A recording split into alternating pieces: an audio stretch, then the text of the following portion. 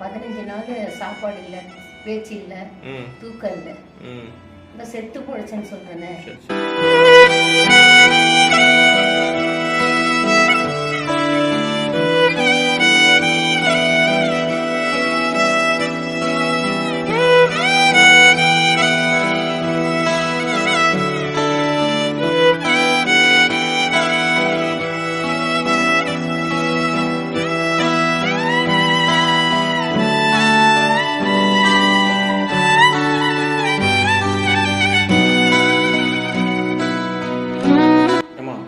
இந்த வயசுல ஏமா இவ்வளோ கஷ்டப்படுற அப்படின்னு யாருன்னா அவங்கள பார்த்து கேட்டுருக்காங்களா?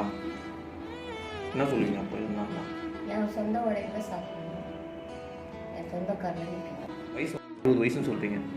இப்போ இந்த மாதிரி இப்போ நீங்கள் வீட்டு வேலை செய்கிறீங்கல்ல, இந்த வயசுல நீங்கள் கஷ்டப்படுறீங்க. அந்த மாதிரி இருக்கும்போது உங்கள் மேலே உங்கள் மேலே என்ன அனுதாபப்பட்டு பேசுகிறாங்கன்னா நீங்கள் புலம்புவீங்களான்னு கேட்குறேன். புலம்ப மாட்டீங்க. என்ன சொல்லுவீங்க? இந்த மாதிரி ஏன் கஷ்டப்படுறீங்க இந்த வயசுல சொன்னால் நீங்கள் என்ன சொல்லுவீங்க? அது எனக்கு ஒரு எக்ஸசைஸ் மாதிரி. எனக்கு என்னால் சும்மா இருக்க முடியாது. இப்போ காலையில் 5:30 மணிக்கு முடிச்சிடுவேன். வட 1 மணிக்கு தான் தூங்குறது, 12:30 1 மணிக்கு. எத்தனை வீடுகளில் வேலை செய்கிறீங்க? இந்த மாதிரி பெருக்கிற வேலை மட்டும். அது எத்தனை வீட்டில் வேலை செய்கிறீங்கன்னு கேட்குறீங்களா? நீங்கள் பெருக்கிற வேலை. சரி சரி. 8,000 சம்பாதிக்கிறீங்க. Very good, super. கஷ்டமாக தெரியல உங்களுக்கு? அது ஹாப்பியாக தான் பண்ணுறீங்க. உடம்புக்கு வந்து பார்த்தீங்கன்னா எக்ஸசைஸாகவும் இருக்குது, அதே நேரத்தில் சொந்த காலையில் நின்று வந்து பார்த்தீங்கன்னா வாழ்க்கையை வந்து பார்த்தீங்கன்னா வாழ்றீங்க. அது மட்டும் இல்லை, நீங்கள் சம்பாதிக்கிறத பிள்ளைங்களுக்கு ஹெல்ப் பண்ணுறீங்க. வேற யாருன்னா கொடுக்குறீங்க? பேத்தியை படிக்க வைக்கிறீங்க இந்த வயசில். பெரிய விஷயம். இப்போ அடுத்த மாதம் அவங்களுக்கு ரிசல்ட் வந்தோன்னே 7,000 ரூபாய் ஃபீஸ் கட்டணும். சூப்பர். இல்லை, உங்களை கஷ்டப்பட வேணாம்னு சொல்கிறார்ல உங்கள் பையன், எதுக்கு நீங்கள் அதுக்கு மேற்கொண்டு நீங்கள் கஷ்டப்படுறீங்க? ஜாலியாக ஜம்முன்னு வீட்டில் வந்து சாப்பிடலாம்ல. சொல்லிடுவான்ப்பா, அவன் சொல்லிடுவான். என்னுடைய ஆபத்து அவசரத்துக்கு யாருப்பா எனக்கு கொடுப்பாங்க? நான் யாருக்கிட்டையும் போய் 10 ரூபா கேட்க மாட்டேன். இப்போ நான் வேலை செஞ்சேன் உரிமையாக, அப்பா எனக்கு 10 ரூபா கூட நான் சம்பளத்தில் கழிச்சு உரிமையாக கேட்பேன். சும்மா யாருக்கிட்டையும் கேட்க மாட்டேன். நான் வேலை செய்கிறேன், எனக்கு கொடுப்பாப்ப ஒரு 50-100 கூட சம்பளத்தில் கழிச்சுப்பேன் அப்படின்னு உரிமையாக கேட்குறோம்.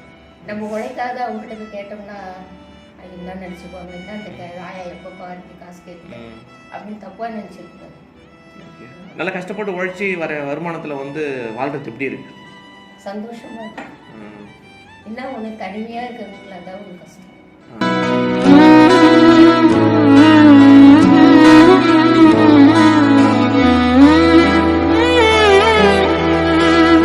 ஓகே. உடம்பு சரியில்லைன்னா அந்த டைம்லாம் யாராவது பார்த்துப்பாங்களா?